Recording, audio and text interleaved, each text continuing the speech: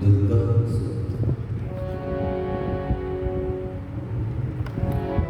श्री गुरुभ्यो नमः। हरि ओम। सहना भवतु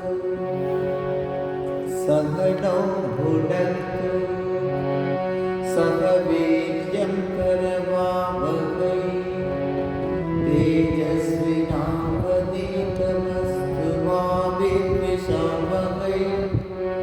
ओम शांति शांति शांति।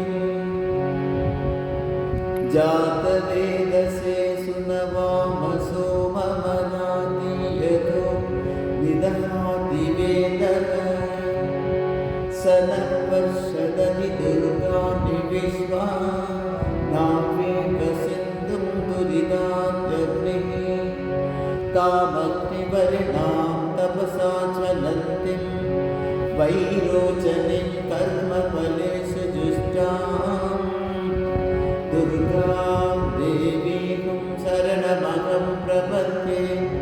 सुतरसि तरसे नमः।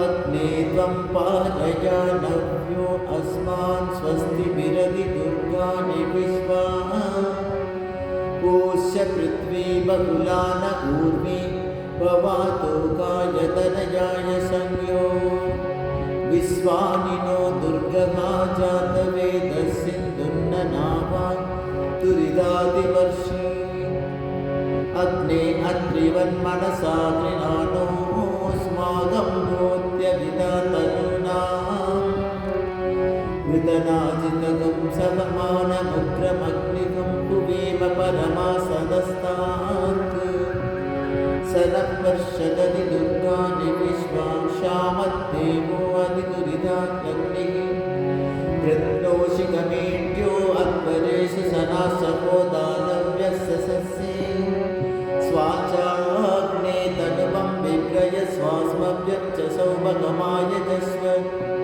गोभिर्जुष्टमयुजो निषिक्तं तवेन्द्र विष्णुरनुसञ्चरेम नाकस्य पृष्ठमपि संवसा नो वैष्णवीं लोकनिगमादयन्ताम्।